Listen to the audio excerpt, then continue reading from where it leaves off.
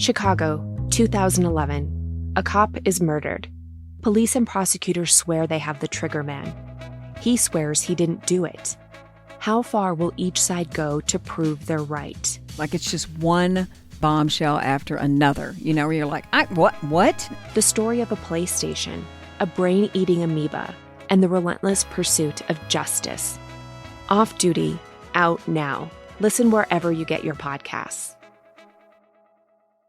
Howdy, howdy, ho, and welcome to Fantasy Fan Fellas. I'm Hayden, producer of the Fantasy Fangirls podcast and your resident lover of all things Sanderson. And I'm Steven, your bookish internet goofball, but you can call me the Smash Daddy. And we are currently deep diving Brandon Sanderson's fantasy epic, Mistborn. But here's the catch. Steven here has not read Mistborn before. That's right, hey. So each week, you'll get my unfiltered, raw reactions to every single chapter. And along the way, we'll do character deep dives, magic explainers, and Steven will even try to guess what's next. Spoiler alert, he'll be wrong. Newsflash, I'm never wrong. Episodes come out every Wednesday, and you can find Fantasy Fan Fellas wherever you get your podcasts. With almost 500,000 customers and over $1 trillion of secure payments, Bill isn't new to intelligent finance. It's the proven way to simplify bill pay and maximize cash flow. Want to learn more? Visit Bill.com/proven for a special offer. Hello, and welcome to the Psych Legal Pop Podcast. This is a podcast where we talk about popular culture through the lens of an attorney and a therapist. I'm Brooke Brigham, I'm the attorney. And I'm Tess Brigham, I'm the therapist. And on today's show, we are going to discuss the Scott Peterson case from a new angle. First, I just wanted to make a very quick announcement. If you haven't heard already, we now have a Patreon. And so if you like our content and you want more, please go to patreon.com/psychlegalpop or just search Psych Legal Pop in Patreon, and you can see what we have to offer there. And just want to make that announcement before we get started. And also, the Scott Peterson case is a complex one. It evokes a lot of emotions in people. And we're not really here to, rehash the entire case. We're here because there's been some recent developments in the case, very significant legal developments. And so we're first going to do a synopsis of the case. Then we're going to talk about what has happened since Scott Peterson was convicted. There have been a couple different things, a very recent thing involving new evidence, and then maybe get into, a little bit more about what this all means. So that's what we're going to be doing today. So Tess, start us off. Tell us just in a nutshell, anyone living under a rock for the last 20 years. I'm looking at my quote unquote synopsis. and if you can believe that I've cut a lot down. So I'm going to try to do the best that I can with this. But so more than 20 years have passed since the murder of Laci Peterson and her unborn child, a case that garnered national attention after she initially went missing in December of 2002. So her husband, Scott Peterson, was convicted of 2 counts of murder in 2004 in a controversial decision that was later upheld by the Supreme Court of California. Peterson's death sentence was commuted to life in prison after several appeals, but he has remained behind bars despite questions about the circumstantial evidence presented by the prosecution during the trial. 20 years after the original sentencing, however, the Innocence Project, an organization that seeks to exonerate wrongful convictions, has picked up Peterson's case, saying new evidence has surfaced that supports Peterson's claims of innocence. So in March of 2024, Peterson was granted a status hearing in response to a request by LA Innocence Project, a nonprofit legal advocacy organization which stated that it had new evidence to support Peterson's claims of innocence. So Laci Peterson was 8 months pregnant when she went missing on December 24th, 2002 from their home in Modesto, California. The remains of her and her unborn son were discovered in April 2003 on the shores of the San Francisco Bay. And subsequently, Scott was arrested and charged with 2 counts of murder. In November of 2004, he was found guilty of the first-degree murder of Laci and the second-degree murder of the infant. The broad strokes are that Scott told police that he last saw his wife at 9:30 in the morning on December 24th when he left to go fishing at the Berkeley Marina. He said that Laci was at home watching an episode of Martha Stewart about meringue and preparing to do some things around the house. There were sightings of their dog, Mackenzie, out roaming around by herself by 3 different neighbors, 2 of which said that they did return the dog back to their backyard, to the Petersons' backyard. One said that she was on a leash. So Scott returned home that afternoon and found Laci's car in the driveway, the house empty. He showered and washed his clothes. And then he started walking around the neighborhood, asking neighbors where he was. He told people that he had been golfing that day. And then finally, they reported her missing at 6 p.m. that evening. And they found out, they went and they interviewed Laci's parents and Scott. And Scott told them that he had been fishing at the Berkeley Marina, which is about 90 miles from the couple's Modesto home. So on January 17th, 2003, it became known that Scott had engaged in 2 other extramarital affairs prior to his affair with a woman named Amber Fry. Fry informed police of the relationship on December 30th, 2002, shortly after discovering he was a person of interest in Laci's disappearance. She told detectives that she met Scott on November 20th and that he had initially told her he was single. She also informed police that on December 9th, 2 weeks before Laci's disappearance, Scott had told her that he was a widower and it would be the first Christmas without his wife. Fry agreed to phone him while the police recorded her phone conversations with Scott in the hopes of getting him to confess. So again, like I mentioned, April 13th, 2003, the mutilated body of a full-term fetus was found on the shoreline of the San Francisco Bay by a couple walking their dog. The following day, the badly decomposing body of a woman was found a few miles north of the Berkeley Marina, where Scott had told investigators he had been fishing the day of Laci's disappearance. On April 18th, 2003, DNA testing confirmed the identity of Laci and the baby. Scott Peterson was then arrested. He was found in La Jolla, California. His dark hair dyed blonde and his card filled with $15,000 in cash, 4 cell phones, 2 driver's license, several changes of clothes, and survival camping gear. Because he was near the Mexico border, prosecutors accused him of planning to flee the country. And April 21st, 2003, Scott pleaded not guilty on counts of capital murder during an arraignment. The trial was then moved to San Mateo County in June 1st, 2004, when the trial began. The trial lasted 5 months and called for more than 180 witnesses. There were many issues having to do with the jurors. During deliberation, one juror was replaced with an alternate juror. The jury foreman was also removed at his request after allegedly clashing with other jurors. Scott Peterson was found guilty of first-degree murder and second-degree murder. First-degree murder of Laci, second-degree murder of Connor on November 12th of the same year. December 13th, he was sentenced to death. On July 5th, 2012 and November 24th, 2015, these are 2 different appeals that were filed. Both were turned down. On August 24th, 2020, Peterson's death sentence was overturned. And then on December 8th, 2021, he was resentenced to life without the possibility of parole in prison. And then December 20th, 2022, Peterson denied a new trial. And then in January 18th, 2024, that's when the LA Innocence Project picks up the case.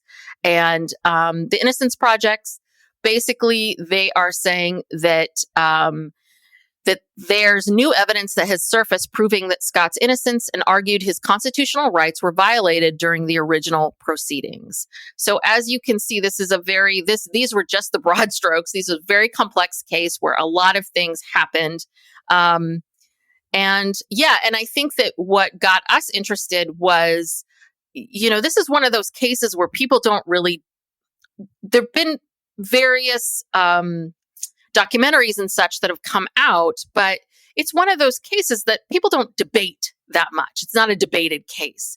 And so I was very surprised when the LA Innocence Project took on his case. And that's why I was very curious to hear, like, what is this new evidence? I would, what is it that's so compelling for the Innocence Project, which I would think they have limited funds and time and energy. So for them to take on this case, I would think this is a pretty big deal, right? Yeah, I mean, the synopsis you just read is kind of like the official synopsis that the public has been using, for the past 20 years. Mm-hmm. And, this is a case where you have a defendant who's extremely vilified because he's accused of murdering his wife and unborn child. And that accusation right there really colored anything that came after it. And I don't think he ever had a fair chance at a fair trial, no matter what. And we'll get more into this in a minute. But, the police ignored evidence that didn't fit their narrative. Their narrative was that he killed them. They ignored evidence from other sources. They didn't have certain things tested. They didn't listen to people who were trying to point them in a different direction. They just completely shut that down. And so it's only now, all these years later, that you have, this advocacy group who are pushing this and pushing this, the release of this other information and DNA testing and all that kind of stuff. So it's been very, very, very biased. And so we wanted to kind of step back and take a look at this, more holistically, because the reality is this is a 100% circumstantial evidence case. Mm-hmm. There's literally nothing tying. The police literally have no idea how this woman died, when she died, where she died, how it happened. They have nothing. Mm-hmm. Yes, her dead body ended up in the Berkeley Marina, but there's other reasons why that could have happened, which we'll get into. Yeah. But just to back up a little bit, one thing that's interesting about this case is that the reason why the death penalty was overturned in 2020 was because the California Supreme Court unanimously ruled that he'd been unconstitutionally sentenced to death. And this had to do with a big blunder of the trial judge. So if you're going to sit on a jury that's where it's a death penalty case, you have to be it's called death qualified. So even if you are opposed to the death penalty, that doesn't automatically disqualify you. The judge then has to further question you whether, despite your beliefs, if you sit on this jury and you hear evidence that would lead you to believe that this person committed these murders, could you follow the law and sentence them to death despite your own personal beliefs? And the judge didn't do that in a lot of situations. What he did was he just did one of those, the juries, especially in a big case like this, they have to do these big, long questionnaires. They ask them all kinds of things before they start questioning them in person. And one of the questions was, do you believe in the death penalty? And anybody who said no, he automatically disqualified. So, so that's what led to the overturning of the death sentence. Just to clear that up. But, so I don't know where you want to start. Well, let's start with, how we got to where we are now. Yeah. So, there have been people, especially his family, who have been fighting for years to try to get somebody to take an unbiased look at this case. And when the Innocence Project, the Los Angeles Innocence Project, was contacted, now the Los Angeles Innocence Project is different from the Innocence Project that everyone thinks of, Barry Scheck and Peter Neufeld, from the OJ case. But it's a part of a network of there's like 72 different Innocence Projects across the country in different states and whatnot. So they're somewhat affiliated, but it's not the same thing. So what they are seeking is evidence of well, let me back up a little bit. So around the time, I can't remember what, let's see. So I don't know what day it was. Sorry, but about a mile away, I think this was after Laci disappeared. About a mile away from their house, there was a burned out van, a torched van that was linked to a robbery that was across the street from the Petersons' house. The van, plus some purported sightings of Laci Peterson before her disappearance and traces after it, weren't properly presented at the trial. The Innocence Project is asking that the DNA testing be done on the blood found inside the van, and that previously unheard interviews with witnesses who cast doubt on the guilt of Scott Peterson be examined by the court. So there were DNA samples taken from this van, and they obviously had DNA samples from Laci. They never cross-matched the two. Mm. Wow. If there was a match. Mm-hmm. Even though, they were, the police had tips from other people. I think they apprehended some of the people involved in this robbery, and they gave conflicting statements about, whether or not Laci Peterson may have witnessed this robbery, and whether they abducted her because she was a witness, and whether one of these robbers may have killed her because she was a witness. It was a pretty elaborate robbery. They were taking a safe out of the home. Wow. They were found, there was a safe. So, I mean, it was, I guess, some sort of high stakes robbery. Mm-hmm. But anyway, that's what they're trying to seek is this, they want this evidence so they can do DNA testing. They want to know who the police spoke to about this. They want to know what these people said about it.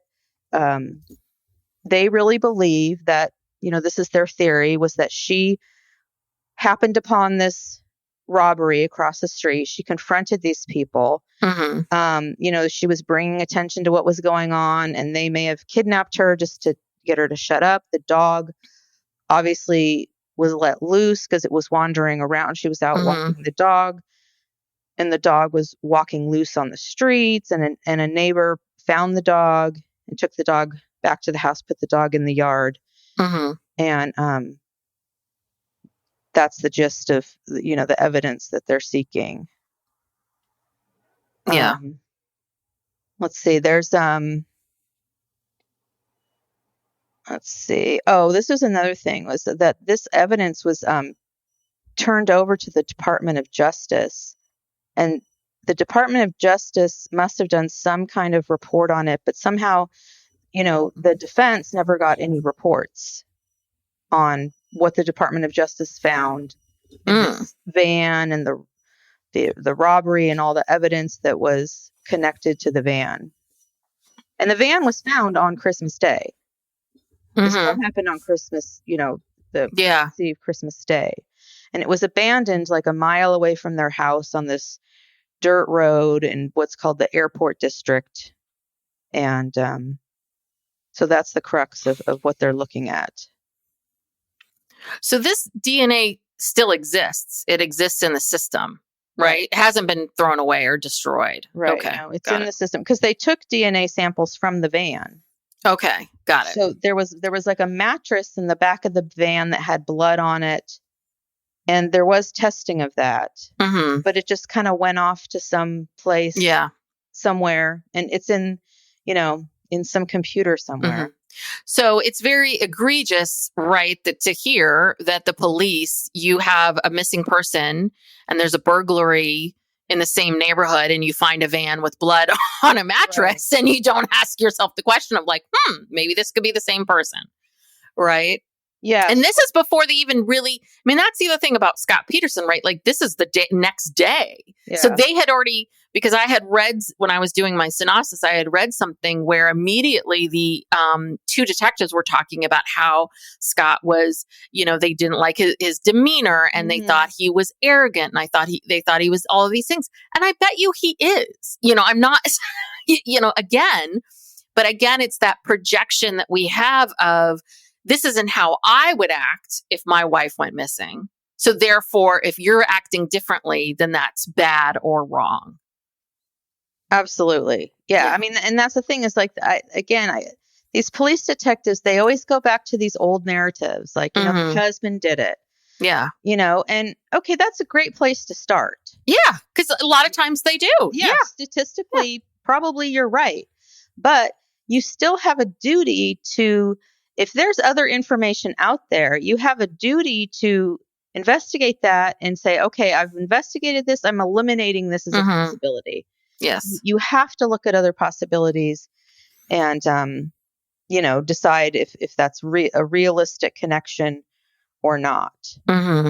So, yeah. And so the Innocence Project is saying that, they've gone through all the information, from the trial, from the investigation, and they're seeking the identity of numerous citizens, potential material witnesses, and possible suspects, as well as sensitive investigative leads related to Mr. Peterson's claim of innocence, information that was referenced throughout various police reports, tip sheets, other investigative materials from the prosecution and the defense. So these lawyers from the Innocence Project have gone through everything and they've pinpointed things. It's very precise. They're like, well, what about this? There's this mention of this witness. There's this mention of this, yet, that was never part of the investigation, the official investigation. Certainly never, a lot of the stuff, it sounds like, was never even turned over. There was reference to this information, but it was never turned over to the defense. Okay. Okay. So yeah, there were the suspects, the burglary suspects, denied having anything to do with the break-in, but suggested to police that maybe the burglars were confronted by Laci Peterson and they did something stupid. This witness further claimed to have knowledge that someone other than Mr. Peterson killed Laci because he stated that he knows Mr. Peterson is innocent. So these robbers were saying different things that, they didn't want to come out and say it. But again, none of this was given to the defense. Got it. So, and then are they also going to address, or maybe you have a list there, but so it's the evidence that they didn't get, the not testing the DNA, and is it also the jury? Because I remember from that there was a A&E documentary that was produced by the people that cooperated were obviously, it was very pro Scott Peterson. I will say that because Mark Garagos, his attorney, who has always maintained his innocence, was interviewed and he was a part of it. But I remember the jury stuff being really surprising to hear how many problems they had with the jury, how many things they just, some of the jurors that they just let slide. Well, the only jury, this came up in one of the appeals and the court rejected it, but the only juror that was really had any legally problematic things was the woman with the red hair. Who, she lied about being, because one of the questions in the jury selection was, have you ever been involved with any kind of legal proceedings? And she said no, but it turned out that she had a restraining order, like a domestic violence restraining order against someone. And, they tried to get the conviction overturned because of that, but that didn't work. Okay. But I mean, just because the jury kind of emerges being like, yeah, we feel good about our conviction or whatever, that in and of itself, that's not a reason to, to overturn anything. I mean, when I heard that the LA Innocence Project was taking his case, I don't know what really happened. I have no idea. But what I've always believed was that he did not get a fair trial. He was convicted. He was convicted before he even stepped into that courtroom. Mm-hmm. And then moving it to San Mateo County, like how is that going to change anything? I mean, I understand why they moved it, but there was nowhere you could. There's nowhere you were going to go. In California. Yeah. Or anywhere, but definitely nowhere in California. Yeah. Yeah, he was, and that's the whole point. Like nothing else, no other alternative theory was investigated. And one of the things that that is part of this, the documents that they're seeking, is a signed affidavit from. I know a lot of this might seem remote to you, but there's just so many different things. A signed affidavit from a person claiming to have heard a man confess to being part of the burglary that took place that day. And according to the person who signed it, one of the burglars said that the other burglars killed Laci. Let's see. It says that the confessed burglar said that Laci had confronted the burglars after having caught them wheeling out a safe. The other burglars then killed Laci and later dumped her body in the bay, after supposedly seeing on the news that Scott had been fishing there. Because that came out very early. Yes. The day of, the day of, he said, I was, it's like, he's like, here, this is my alibi, So yeah, which is weird, because why would you, if you really were there dumping a body, why would you that day go and say, tell where you were. Yeah. So that's some may feel like, hey, he had to be honest. Enough people saw him. There's no way to deny it. But he didn't know that at the time. I mean, if he hadn't given them that parking pass or the fishing pass or whatever he had, I mean, I don't know. I don't think there was GPS tracking. No one was tracking him. Maybe he could have tracked his cell phone. Probably could have done that. But, Yeah. I mean, just like who would see you or whatever. The Berkeley Marina is, there's usually lots of people out there, but December 24th, not so many.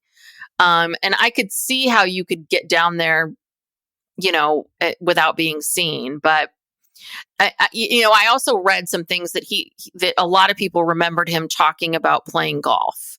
So that was another thing. Like, why are you telling everyone that you're playing golf, but you really are fishing at the marina? Well, he said, then he turned around and said, oh, I was at the marina. So there's a little bit of this, right? Like whose memory, this all has to do with memory, right? Of we've all realized now that our memories aren't as good as we think they are. But he said, he told the police, he said, I was planning on golfing, but then it was too cold. So I decided to go fishing, which, okay, some people might think, well, that makes no sense.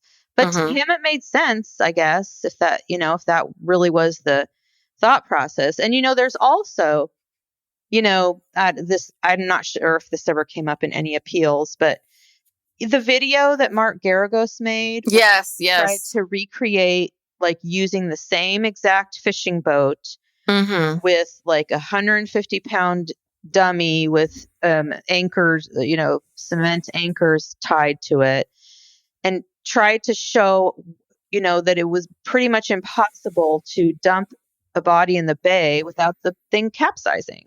That was not let in to. Yes. I remember that from the documentary. That was very compelling. I have to say, that was compelling. Yeah. So, basically there's no witnesses, no murder weapon, no evidence of a struggle. Because they found no blood, nothing in the house. Though if you strangle someone, there wouldn't be blood, right? I mean, you could strangle there'd be signs of a struggle, perhaps. I mean, okay. I don't know. Okay. I mean, it's just that they were just, the police were laser focused on him. Yeah. And especially once they found out he was having an affair. Oh, yeah. I mean, it's Scott did everything. I mean, Scott really was, he's a piece of work. That much for sure is that he was, this has been corroborated that he was unfaithful many times with Laci. So the fact that he's having an affair is not unusual. Yeah, no, because it's not. People were trying to say that, oh, he met this woman. First of all, he'd only known her a couple weeks. Yeah. Okay. Like they had gone on 2 dates, apparently. Yes, like it's not really. like he's madly in love with her. He's trying, he's just having he's having a good time. Sex with someone besides his wife, right? So this is par for the course. But they tried to make it out like he was probably always having an affair. It sounds like all, and that's what's come out all the time. Yeah. So it's not like, oh my gosh, I met this woman, I'm madly in love, I've got to get rid of my pregnant wife. Mm-hmm. But that's the narrative. Like that's what they tried.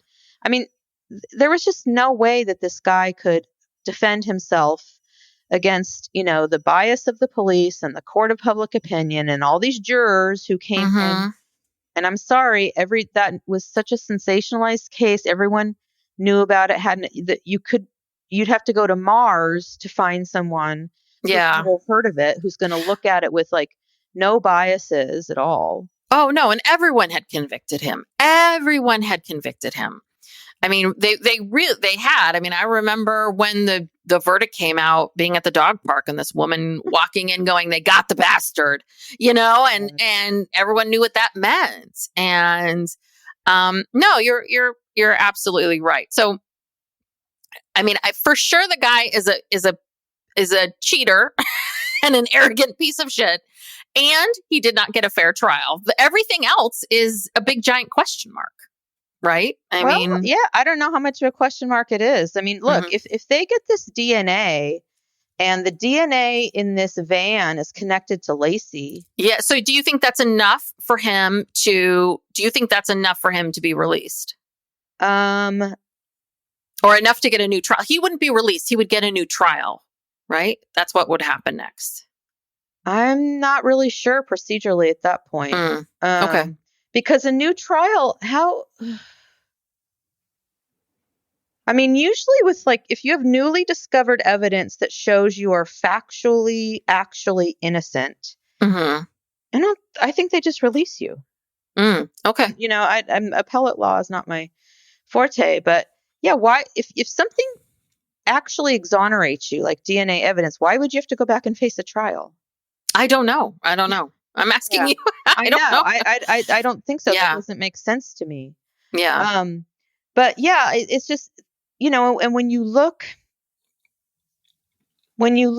at so a lot of the stuff, I'm going to pull this timeline up.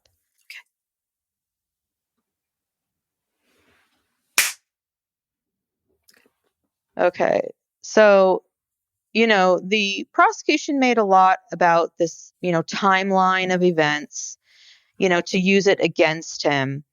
And, they talk about, for instance, this is one that just kind of struck me. So he comes back from the marina and the dog is in the yard and with the leash on. Well, yes. They're presuming that Scott noticed that the leash was on. They also said that Laci's car was in the driveway. And the dog was very muddy. And I think that more than one person found the dog, right? I said more than one person. So I think the dog got loose several times. Just FYI. Oh, okay. Yeah. I don't know. Yeah, I don't know. Which shows you that no one was there, Anyway, well, yeah, because... So where was I? I'm sorry. So the cars in the garage, or cars in the driveway, they didn't have a garage. Cars in the driveway. And what Scott has said was that wasn't alarming to him that the car was in the driveway and she wasn't there, because frequently her mom would come and pick her up and they would go do errands or go do stuff. So he just thought that, she was with her mom. Yeah. And, and then they say, well, he just came in before he even tried to check on her or anything. He came in and took a shower, and it was like, well, yeah, he had just been out, like, fishing and whatever. And so he didn't think there was anything unusual about her not being there, because her mom Yeah. probably could have picked her up. That has happened before. Well, and also, I've been married a long time. It's like, if you're, when you're an adult and your adult partner isn't there, Mhm. even though maybe Out. even though the car is in the driveway or whatever it is, like, I personally wouldn't freak out either, right? I wouldn't start banging on doors. Like, I would give it some time, I would give it a little bit of time to see what would happen. And then a couple hours later, or if I'm texting. So yeah, I agree with you. Like, that's not that crazy to just be like, okay, well, they're somewhere, Right. I'll hear soon. So then he said, okay, so he took a shower, changed his clothes, and then he went into the kitchen, listened to the phone messages, and he listened to a message that, well, first there was messages he left Laci when he was leaving the marina. Mm-hmm. He actually called her a couple of times. And then, let's see. Then there was a message from Laci's stepfather asking if Scott and Laci could bring whipped cream when they came to the house. So this prompted Scott to call Ron and Sharon's home, since he assumed Laci was already there. So when Scott asked if Laci was there, she was not. Then that's when everybody realized that something was wrong. And apparently Sharon asked if the dog was in the yard, and that's when Scott remembered that the leash was on the dog. Mm. So I don't know. All these things and all the stuff that he talked about had happened before he left to go fishing. It's all corroborated. Like he said, like there was evidence of computer evidence that at 8:45 a.m. she's looking at like some sunflower umbrellas and stuff that on her computer, her login. The Martha Stewart thing that he talked about, that actually was true. She was talking about lemon meringue on that morning. Mm-hmm. I don't know, but again, anything that helped Scott in any way was turned against him, or just ignored, or there was some nefarious whatever. Yeah. I don't know. Yeah. It's just, I think he deserves another look. I think they should look into this this robbery across the street. I mean, at least he deserves to at least have the DNA tested. I mean, at the very least. I mean, that to me feels like pretty glaring. Because this is a circumstantial case, and it's like, unless someone witnessed it or there's some physical evidence tying him to it, how can he be, I don't know. Yeah. Call me stupid, but. Well, I know. And we got a lot of crap very early on in our podcast because we watched the Casey Anthony documentary, and that we were like, well, maybe she is innocent. Maybe, because she was found innocent, maybe that is true. And listen, this is the thing is that we see this time and time again, which is we see, like we just saw it in that show, in that other documentary that we covered, American Nightmare. And the thing is we saw these police officers, detectives rushing to judgment, rushing to barely giving this guy time to even wrap his brain around what's going on when he gives a statement. I mean, they're already on him. They're already like, he's already the suspect. Yeah, he's already the suspect. And so the thing is that when we talk about American Nightmare and we talk about the rush of judgment of those detectives, because they're innocent people and they, they aren't cheating partners and they're not doing these terrible things that we've deemed terrible, right? We instantly can see how this rush to judgment is bad. And we instantly start to go in and defend the two people in that documentary. And I do feel like Scott Peterson has gotten a pretty raw deal because we just all decided, oh, he's a piece of shit. Like, he's a cheater. And listen, none of the things that he did were good. I mean, the cheating, and then him telling him, like, I'm a widower. First, I'm single, and then I'm a widower, and I'm this, and then, I'm here. But cheaters have to lie. Yes. No, So cheaters have to lie. So something saying they that do. saying you're a widower, and I mean, again, and then fleeing and dyeing the hair and all of it, none of that makes him look very good. But it doesn't change the fact that, there's this rush to judgment. And I think that's the part that's hard, is that in the world that we live in today, especially when, these big cases that are tried in the media, the problem is we are so black and white in our thinking. And if we see someone who's being accused of something, and we see them doing things that we deem we don't like, or we think are bad, we instantly jump on this bandwagon. And that's not fair. The two examples you just gave, him, quote unquote, fleeing and dyeing his hair. Okay.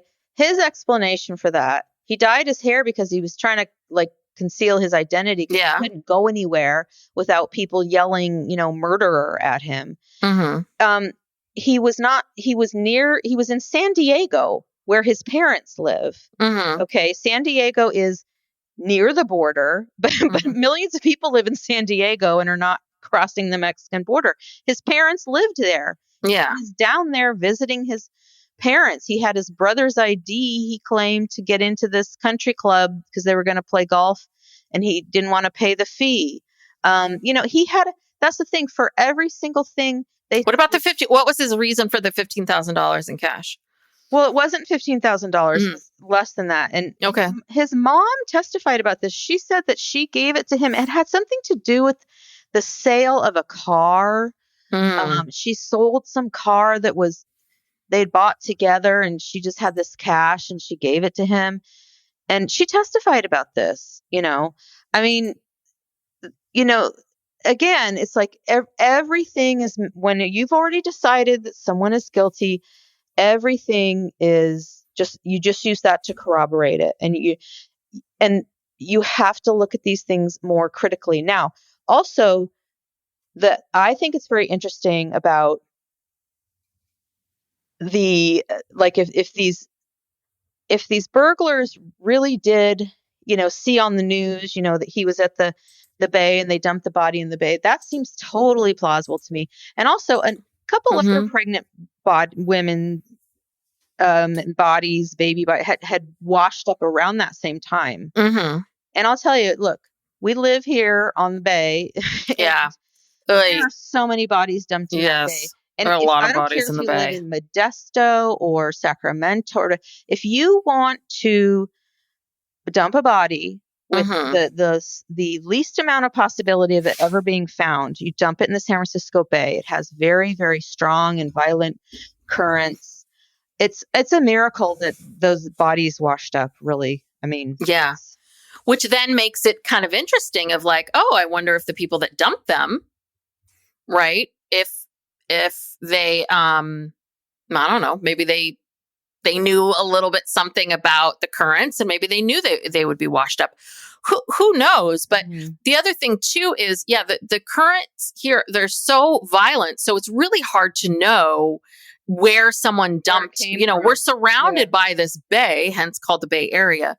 We're all around this bay. And so you can dump a body anywhere in the bay, and God knows where it's going to end up, because it's if anyone knows this area, and I don't know, you've been out on a boat on the bay, right? It is like rocky. It can be crazy. Like one time I was like, I think I'm going to die on this boat. I mean, it was really scary. So anyway, it's very easy to dump a body, and we're just trying to look at this through a more critical lens, and just, it's just interesting. To me anyway. I don't know. There are a lot of people who just want to deem him convicted, and that's that, because, I don't know. Yeah. A lot of people are very uncomfortable with shades of gray. Yes. Not. And again, unless there's a reliable witness or some sort of, this isn't like the OJ case where everybody's DNA is everywhere, all over everything. We're not trying to defend OJ, but But this is a case that is kind of like, I don't know. Yeah. It is. It really, really is. Psych Legal Pop will be back after these messages. Are you feeling lost or uncertain about your future? It's time to discover the true you. This is Tess Brigham from Psych Legal Pop Podcast, and I want to tell you about my book, True You. In True You, I delve into the 6 key issues we all face during our quarter-life crises. From career dilemmas to relationship struggles, this book provides simple tools and techniques to navigate each challenge. True You is your roadmap to personal growth. Even if you're not experiencing a quarter-life crisis, True You will help you get to know yourself on a deeper level. If you're ready to unlock your true potential and create a life you love, pick up your copy of True You today. You can find more information on my website, www.tessbrigham.com, or it's available to purchase at Amazon. Chicago, 2011. A cop is murdered. Police and prosecutors swear they have the trigger man. He swears he didn't do it. How far will each side go to prove they're right? Like it's just one bombshell after another, where you're like, what? The story of a PlayStation, a brain-eating amoeba, and the relentless pursuit of justice. Off Duty, out now. Listen wherever you get your podcasts. Howdy, howdy, ho, and welcome to Fantasy Fanfellas. I'm Hayden, producer of the Fantasy Fangirls podcast and your resident lover of all things Sanderson. And I'm Steven, your bookish internet goofball, but you can call me the Smash Daddy. And we are currently deep diving Brandon Sanderson's fantasy epic, Mistborn. But here's the catch. Steven here has not read Mistborn before. That's right, hey. So each week, you'll get my unfiltered, raw reactions to every single chapter. And along the way, we'll do character deep dives, magic explainers, and Steven will even try to guess what's next. Spoiler alert, he'll be wrong. Newsflash, I'm never wrong. Episodes come out every Wednesday, and you can find Fantasy Fanfellas wherever you get your podcasts. It's interesting about the blood on the mattress. I didn't realize that. And I felt like, to me, maybe I'm wrong, but I felt like for the Innocence Project to take on this case, again, right? They have limited time, limited money, limited budget. So I really felt like, and it takes a lot to get a case like this taken on by the Innocence Project. And so I thought, then they really see something that's compelling in there. And if at the very least, even after all of this, let's say we find evidence that it was Scott did kill Laci. But that does not negate the fact that people deserve to have fair trials. Mm-hmm. And that was my other thought was that with the Innocence Project, I'm wondering if they're taking this on just to basically be able to, we need this. This is important. This is, yeah. Well, and we need some critical, we have to uphold these things. We have to, everything that we were built on, this foundation was innocent until proven guilty. Mm-hmm. And we've somehow lost that. And I'm not saying I'm innocent of that myself, like that I don't, my mind and these biases, because if you have a brain, you have bias. We all have biases, but it's this collective unwillingness of each person, starting with the detectives and moving out to stop and say, okay, yes, the story doesn't look good, or, he's arrogant, or he's a serial cheater, or whatever these things are. But at the same time, I cannot convict this, I cannot see this person as guilty until he's convicted of a crime. And unfortunately, in our society, we do the opposite. Yeah. Well, and even if you get off, look at Casey Anthony, we still think you're guilty. Right? I know. When we covered that case, and God, people just came for us. Yeah, people really came for us. And, people are mad. They wrote us emails individually. Yeah, personal emails. They found us. They found me on Instagram. Yes, personal Instagram wrote, and it's just look. If you don't want to look at things through with a critical eye, this is not the podcast for you. Yeah. I'm not. And again, we're not sitting here saying that he's innocent. We're saying I don't know that something is not. Something's not right. That these things were withheld. They weren't investigated. Why is it that there's this DNA related to a burglary across the street from their house when there were reports that they knew about that burglary all along. You know, Yeah. it happened on Christmas Day. The police knew about it when it happened.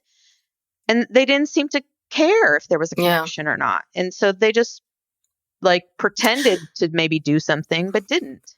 And this is why this is so important. We have to hold, especially law enforcement, up to these very, very high standards of you check everything out. You check every box. You make sure you have got to, you know, cover all of your bases. You can't just decide, I don't like, you know, this guy seems smarmy, or I don't like the way he's acting, and then just zero in on him. And I think that a lot of times people take this attitude of, well, who cares? He's in the right place, or, you know, he's a jerk, or whatever you want to think.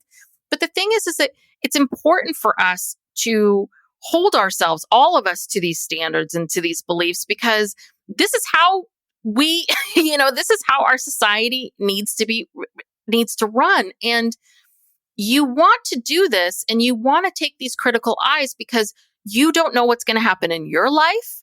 You don't know what's going to happen to someone that you love. You don't know.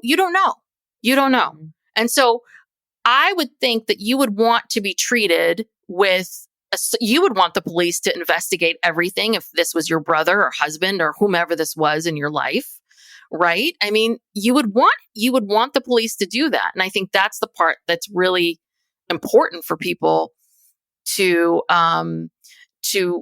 understand about what we're trying to say, is that it's just about, right, allowing people to have a fair trial, fair shot. Well, we also live in this culture where, you know, there's so many shows about crime and law and detectives, and, you know, like people, you know, they think that everyone thinks that they're, you know, like an amateur sleuth, amateur attorney, amateur whatever. You know, people look at these cases and they just, everyone is just has such a strong opinion without really knowing what goes on behind the scenes and in the courtroom, and what decisions are being made, and what evidence is being let in and not let in. And that has a lot to do with it too. You know, like in this case, the judge didn't allow that reenactment video. You know, that could have been a defining thing. Like, what if the jury had been able to see that? And they just all went, oh God, you know, that could have totally tipped the case. And again, it only takes it takes one person to hang a jury. So if even just one person had some doubt, you know, and how many times can you have a hung jury before the prosecution gives up? You know what I mean? They only have so many resources and whatever. So it could have made a difference. So every little ruling that the judge makes is important. Every piece of evidence that does or does not come in is important. And people don't know all that, or they don't know what actually is going on. And then they make all these proclamations that, you know, oh, it's this and oh, it's that. And well, and also, I mean, it comes back to this idea of the media and what's the media's role in all of this. There was a great documentary that came out a couple years ago about media tried by media. It was on Netflix, and it was about all these big cases. I don't know if Scott Peterson was part of it, but big cases that we all know that were essentially tried in the media that people were talking about ahead of time. And that's the thing. We always hear from these police shows and these these true crime documentaries about how, you know, we couldn't tell the family anything. We had to keep facts close to our chest. We had to, like, you know, we couldn't release any of these things. We had to keep certain facts aside. And if you look at this case, like, everything came out that where Scott was that day. You know, should that have been public consumption? You know, because we're now seeing that, could someone have used that against him? The fact that was out there, that information. You know, so there is some piece of this too, of the media, and how the media has a responsibility too in all of this. Like, maybe we need to start looking at this and addressing some of these things and asking ourselves these questions of, you know, how much should the media be allowed to report on or not report on? And how much, because it was in the news every day.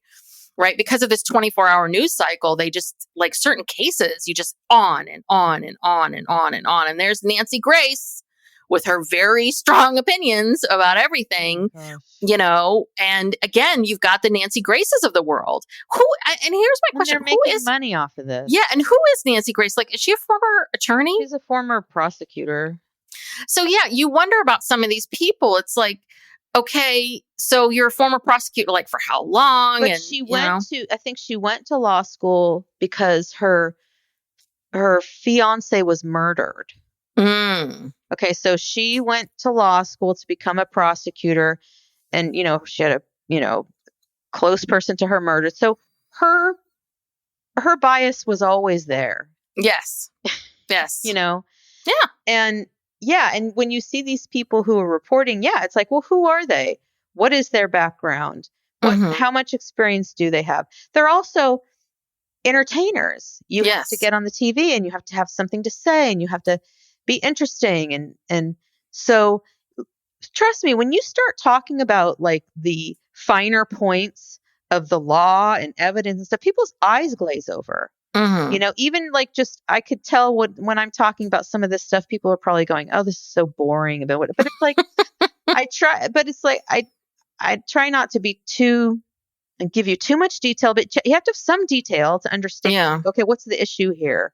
But you don't tune into Fox News or CNN or whatever you watch to see some boring analysis of, the evidence code. I mean, it's like, it's because it's become entertainment, and then that's how people get their news about the case. And and then you have these hysterical people, like Nancy Grace, just going on. She's not the only one, but she just seems to be the most infamous person. But you're right. Yeah, they have to, because it's a 24-hour news cycle and there's so many channels, they have to entertain. So they have to have strong opinions. And I just get the sense of anytime you say something to the effect of maybe Scott Peterson is innocent, maybe that's possible. It's funny. People get very weird about it. They're like, no, that can't be. And it's like, well, as if murder, that right. As if the murder of a woman, pregnant or not, couldn't be random, couldn't be wrong place at the wrong time. Mm-hmm. Women disappear every day. Yes. Women disappear every day. Nobody knows what happened to them, how they die. Sometimes they find their bodies, sometimes they don't. But if it's a pregnant white lady, we've got to find out, and it's probably her husband. So let's look for every confirmation bias, piece of information we can find, and and he's having an affair. Oh my God. Yeah. And he told his wife, he told her he was a widower and this is going to be his first Christmas without her. And no, I mean, Scott Peterson is a liar. He's clearly a big fat liar. For sure. He's a cheater and he's a liar. Yeah. I think that Scott, I mean, if we were going to go along that he was wrongfully convicted, if you do take a step back from this, like Scott had it kind of made, right? Because he was regularly cheating on Laci, had been, I think, throughout their entire marriage. Probably. And, right? I think for a lot of men who are serial cheaters, that's what they want. They want to remain with their partners because they don't want to pay them and they don't want to have to like uproot their lives and move and disrupt, and they're going to have this baby together. And, it seemed like, why wait until she's almost 8 months pregnant to kill her if you weren't really happy about this, Yeah. So it's a little bit of like, okay, he seemed to have it all, right? Didn't he? I mean, he's doing everything that he wants to do. Why disrupt that? He doesn't want to be in a serious relationship with Amber Fry. He's just telling her that. He's love bombing her and telling her stuff so he can sleep with her. Mm-hmm. Wake up, people. This is how this is how it works. Okay. Yeah. This is how men who cheat, this is what they do. Every woman they meet, they do and say what they have to do so that they can get them into bed, and then they move on to the next person. I mean, they should have had an expert testify about this. Yeah. about this pattern. Yeah. So, yeah. Oh, I see. And because they were really leaning into this idea that he was so in love with Amber, and this is why he wanted to get rid of his wife. Because they're like, oh, he even picked her daughter up from school one day. It's like, no, he's like, will this get me laid? Yeah. He's like, he probably told her, oh, I know you're busy. I'll pick her up. Yeah. He's love bombing her. Mm-hmm. It's not like he wants to go and make a family with her. Yeah. He's just doing what he has to do and saying what he has to say. And there have been lots of stories and reports about Scott Peterson about the fact that a lot of people knew he was a well-known womanizer. Well, her parents knew that he had cheated on Laci. Okay, yeah. So it was like there was Amber Fry, and then I mentioned in my synopsis 2 other women. But I think there were I believe 2 there were tons of. Yeah, I believe that there were lots and lots of women. I think he was constantly always cheating on her, and I think that's the other part of it too about this like golfing / boating thing. I mean, I think Scott was always kind of like, maybe I'll golf, kind of like, oh, maybe I'll, do this, maybe I'll do that. Is Amber around? No. Well, okay. Is this what's happening? Here, I just had a thought. So Laci's parents claim they didn't even know Scott had a boat. Scott bought the boat and didn't tell Laci because he knew she'd be pissed because it was a several $1,000 boat. Yeah. They're about to have a baby. And if he said, I'm going to go buy a boat, she would have been pissed off. So she didn't know about the boat. Mm-hmm. So he told, because again, he's a liar. He told her, I'm going to go play golf. And only when he had to use the boating thing as an alibi. Yeah. And he was confronted with that. And they said, oh, I thought you were going golfing. And then he had to fess up and say, oh, no, well, it was too cold to go golfing. So I went boating. Here's my receipt. He thought that was his alibi. Mm-hmm. Little did he know. Yeah. Like they were going to use that as the crux of, what happened. And they just constructed a case from there. Yeah. Yeah. And listen, Scott did them no favor. Like Scott right into it. Like he really, really did. But again, that's not his fault. If you're not a criminal, you're not thinking about, he's just like having to answer these questions on the fly. Mm-hmm. So he's not thinking about any of this. And I'm not trying to sound like I'm defending him. I'm just saying that again, these are alternative scenarios that can explain some of this stuff. Where people go, well, what about this? And what about that? Yeah. Yeah. Anyway, well, we're going to be following this. Yes. I'm very curious to see what happens. Yeah. I mean, it would be if that's her blood, that would be crazy after all of this. I mean, crazy. Totally crazy. Yeah. I mean, this is going to take a while. They have some other hearings set up, I think like in April and May, but this is going to be a long drawn out thing, but if there's any exciting news to report, we'll keep up with it, of course. I can't believe all of this happened 21, 22 years ago.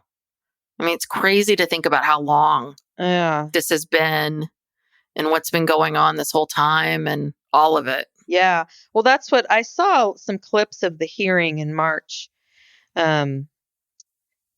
It was the very first hearing, and he was appearing like by Zoom from wherever he's in prison, somewhere in Central California or something. But he looks very different. Yeah, he does. I thought he was in San Quentin. No, he's off death row. Okay, but I just assumed they would move him from San Quentin's death row to general population San Quentin. San Quentin basically consists of death row, and it's actually for people who are there for fairly short. San Quentin? It is. Oh, interesting. Huh. So if you're going away for some years, you go to one of many prisons in California that are basically all in the Central Valley.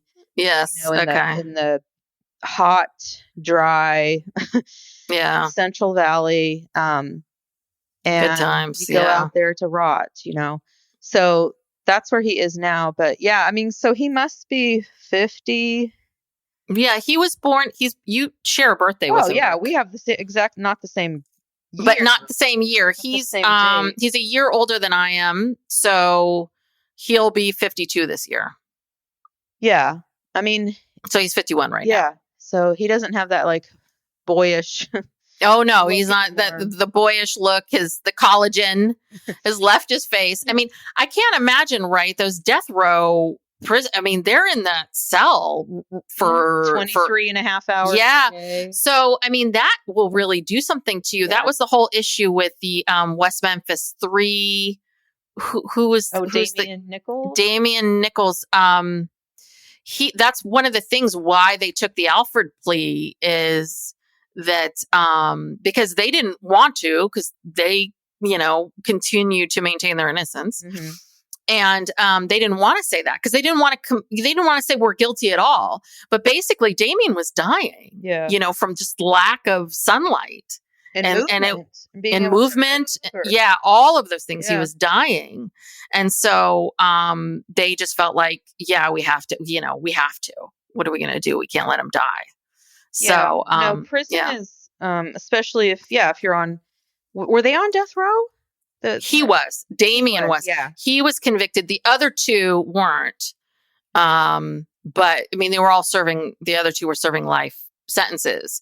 And so one of them that was in the general population, he was the one that was like, I'm not pleading guilty in any way, shape, or form to this because I didn't do this. And it was just like, oh no, I need to okay. And then they went to him and said, Damien's dying. Mm-hmm. The lack of vitamin D, the lack of all of it. Yeah, I can't imagine. Tiny little cell. Yeah. Yeah. I used to represent people, inmates at San Quentin who had parole violation hearings. Mm-hmm. And it's what's that like going into San Quentin? Oh, it's scary. I mean, well, first of all, it's such an old building. Yeah. Kind of decrepit. And so at least the place where the hearings were held, you walk in and there's these like hearing rooms off to the right.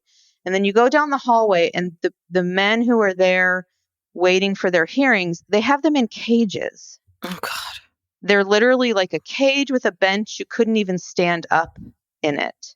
And they're handcuffed to the bench or the cage or whatever. And so I have to like stand there kind of crouched over. And oh God, that's where you have to meet them? Yeah. You don't even get to they don't take them up and move them. Oh my God. When the hearing starts, they do. They take them to the hearing room. But like when I would go to talk to them before the hearing to, go over the report with them and ask them what happened, talk about it and whatever, I was literally, there was nowhere for me I didn't have a chair. I was standing up, crouching over, and then there's all these other inmates in cages watching all of this. There's no privacy. Yeah. So they're just one cage after another. And usually I would just be there for like 2 hearings. Sometimes they try to do 3 or 4. Yeah, and then they bring them into the room and you do the hearing. It's so like they're trying to pretend like they're giving these people some due process. Yeah. But not really. It's just a formality. And so this is someone who was on parole and they violated their parole. Right. So now they're back and they need you to defend them or to be there as a representative. Right. Because and there's already a report from their parole officer saying, okay, this is what they did to violate parole. And this is what we're recommending that they be returned for, 3 months or 6 months or whatever. And so then you have to try to come up with some, mitigating factors or some story, some whatever. And so the client can testify about, well, this is what happened. And, if they want to, they can have witnesses come in, but nobody ever has witnesses. Or one time I represented a guy who his fiance came in to testify for him, but that's not very useful. It's very biased or whatever. So it's a formality, but I mean, just going in there, just the whole, and you just realize that you walk out of there and those guys go back, from their cage back to their cell, and they're going to be there for another, 6 months or so. And then maybe they get paroled again and then whatever. Because I remember our Uncle Bill was he was teaching a class there. Well, he was doing tutoring. Yes, he was. Yeah. Oh, was he tutoring? I thought he was teaching a class in sociology or something. Anyway, so he was going in once a week for a class or that he was teaching. And he said teaching the class was great, but he said the process of getting in was hell. Right. Like, and the other thing about San Quentin, if you're not from out here, is like, it's in Marin County, which is this is where Tiburon, where Sean Penn lives, like very, very wealthy area, very, very wealthy, one of the wealthiest county around here. I mean, it's always has been. I think now probably Silicon Valley's more higher, but it's this very wealthy place, and it's right there on the water. I mean, it's beautiful views. And if you drove by and you didn't know what it was, and if it didn't have the signage, you wouldn't really know what it is, right? If the signs didn't exist, it doesn't look like a prison. No. And it's so funny because every time I go into Marin, you pass it, and it's just this weird thing of like last exit for San Quentin, and then you kind of make this turn, and then all of a sudden you're in Larkspur, and this beautiful, beautiful like boats, all these boats that people have in this beautiful area. But I'm curious about, right, that you said that there were, how hard was it to just like navigate getting into the prison, like you're not being strip searched. I figured that much, but like, what do you have to wear? And like, are you like, how much security do you have to go through? And you go through, even the attorneys, they go through the full security. They basically tell you ahead of time. They give you some tips. They're like, don't wear a bra that has underwire in it. Belts, they're like, don't wear, you try to be as minimalistic as possible. And there are only certain things you can bring in. I mean, this was kind of before everyone had cell phones and gadgets and stuff. You're supposed to leave that stuff in the car. You basically just come in like with your basic clothes on, no metal, no jewelry, and then, your file and your notepad and your pen. And that's about all they will let you bring in. And so, and what's the being a female in that environment. So are the men looking at you? Do you feel unsafe at any point? Are they, I mean, I would assume they can't really be catcalling you or anything. They'd be in trouble, but nobody at San Quentin ever catcalled me. I'd been in other places. Places, I mean, San Quentin's pretty scary. Like, it's pretty intimidating.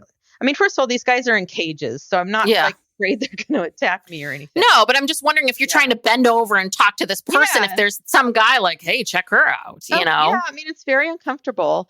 And San Quentin wasn't too bad, but I had been in places that were more, lesser security, where it's kind of more open. And, there's guys kind of roaming around, and, the security's not.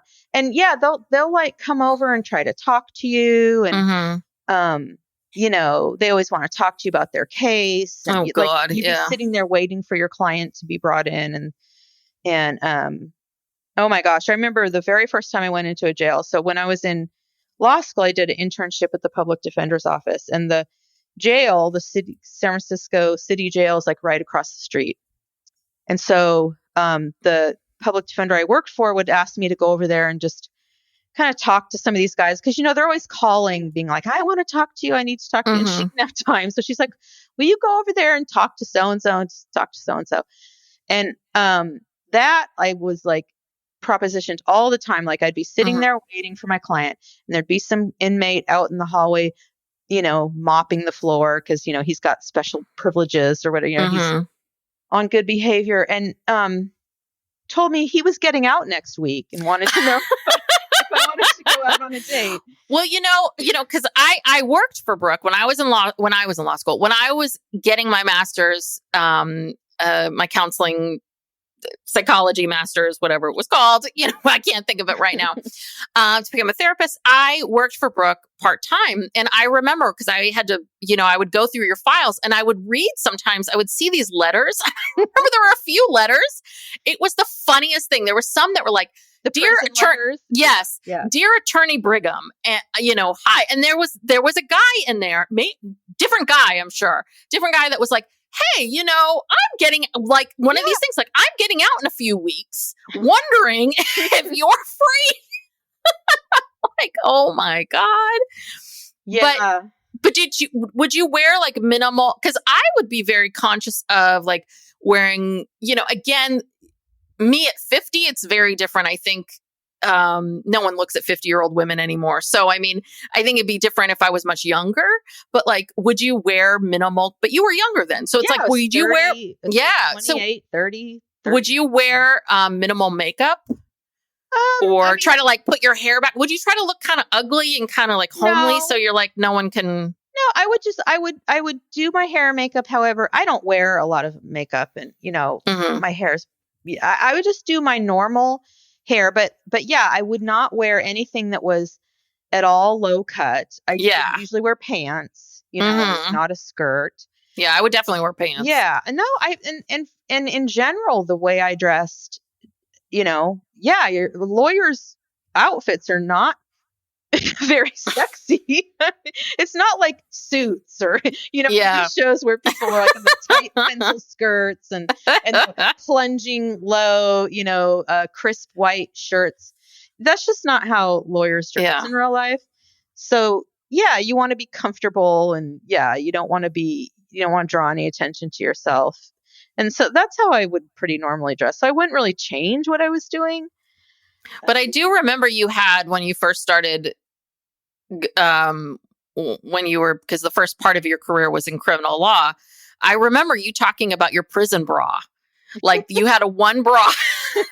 No underwire.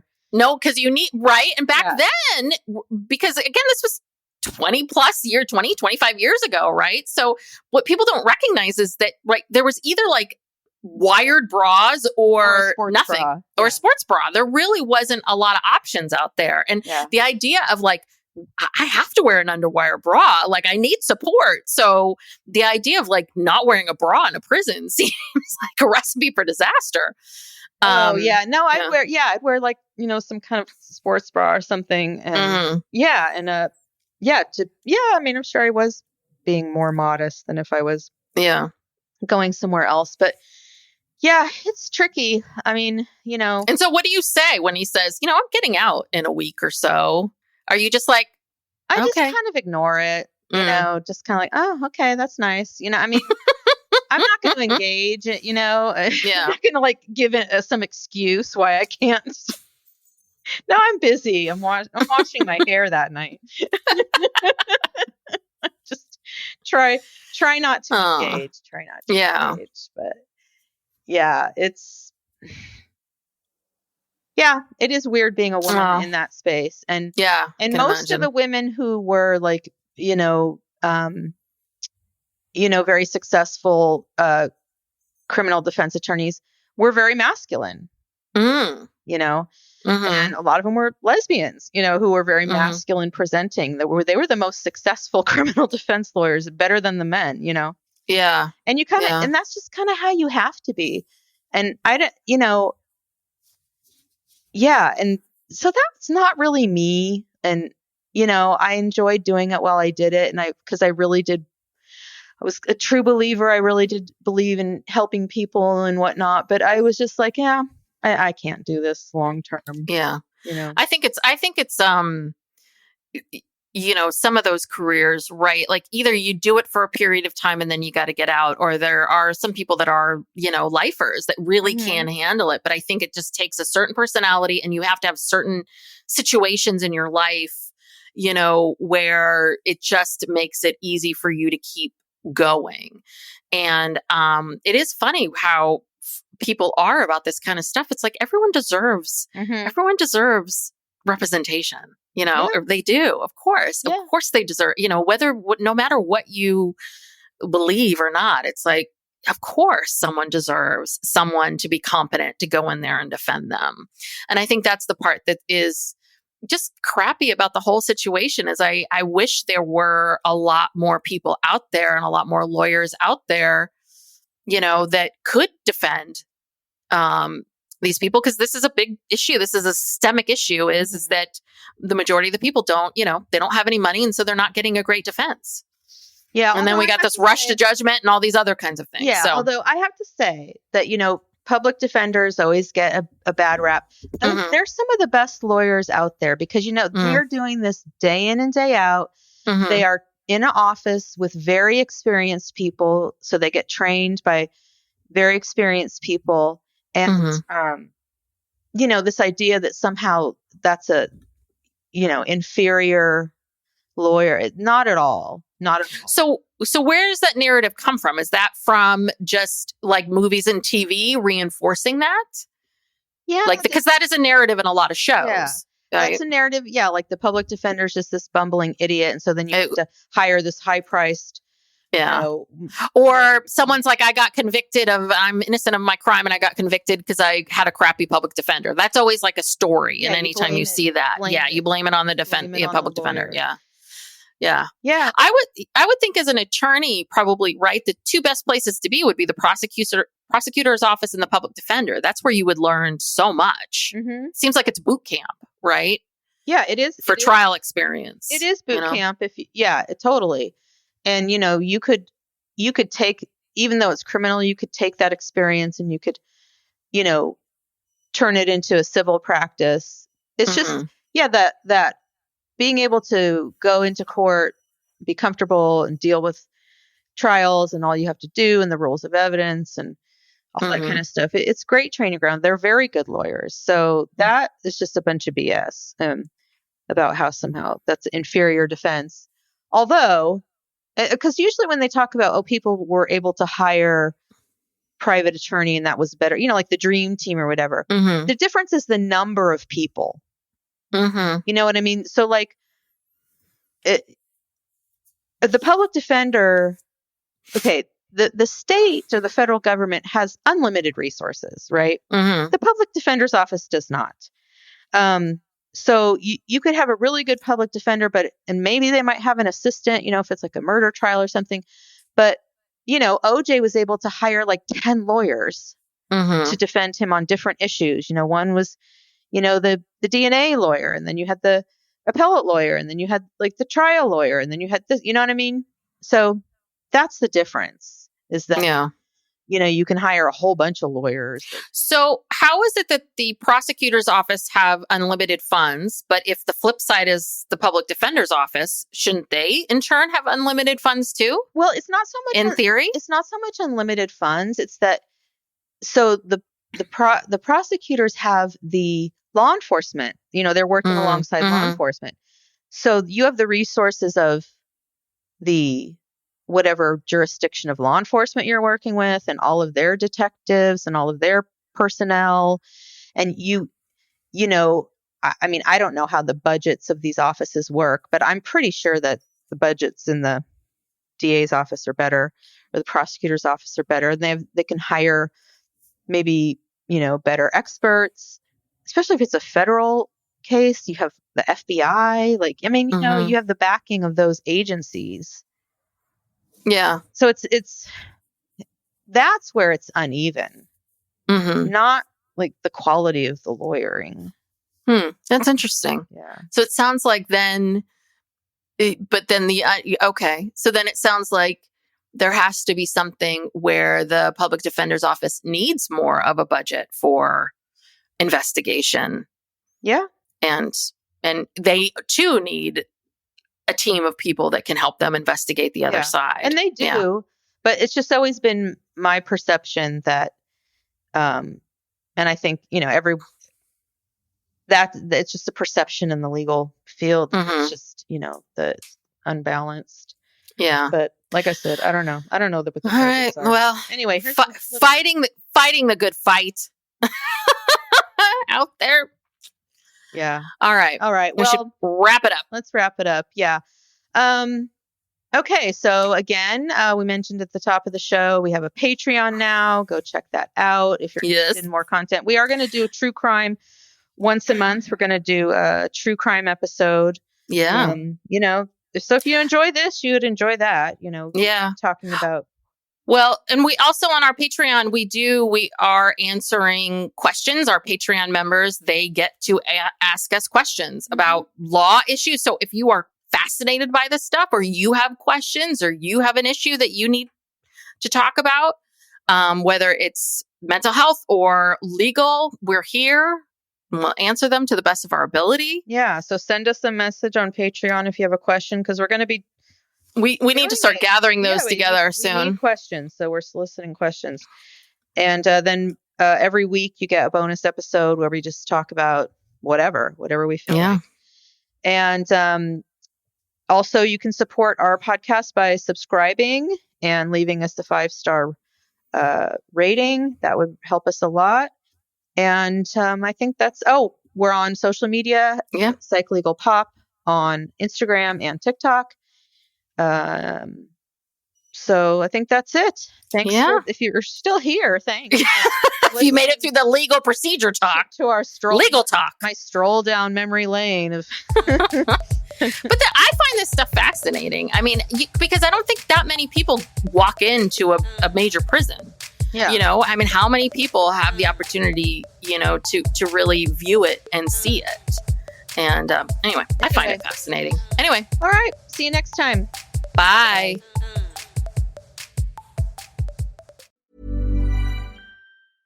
Howdy, howdy, ho, and welcome to Fantasy Fan Fellas. I'm Hayden, producer of the Fantasy Fangirls podcast and your resident lover of all things Sanderson. And I'm Steven, your bookish internet goofball, but you can call me the Smash Daddy. And we are currently deep diving Brandon Sanderson's fantasy epic, Mistborn. But here's the catch. Steven here has not read Mistborn before. That's right, hey. So each week, you'll get my unfiltered, raw reactions to every single chapter. And along the way, we'll do character deep dives, magic explainers, and Steven will even try to guess what's next. Spoiler alert, he'll be wrong. Newsflash, I'm never wrong. Episodes come out every Wednesday, and you can find Fantasy Fan Fellows wherever you get your podcasts. When it comes to managing money, forget the hype and look at the results. Bill has $1 trillion of secure payments powering our bill pay tools. Instead of just moving money, Bill is powering the financial operations of nearly 500,000 customers. So stop the guesswork and start scaling with the proven choice. Ready to talk with an expert? Visit Bill.com/proven to get started. And grab a $250 gift card as a thank you. Terms and conditions apply. See offer page for details. Looking for a fun night out? K1 Speed puts you behind the wheel for an adrenaline-filled time you and your friends will never forget. Off the track, the fun keeps rolling with arcade games, great food, and drinks. They even have private party rooms for your birthday parties and corporate outings. Race hard, laugh harder, and claim your spot on the podium. K1 Speed. More than racing, it's an experience.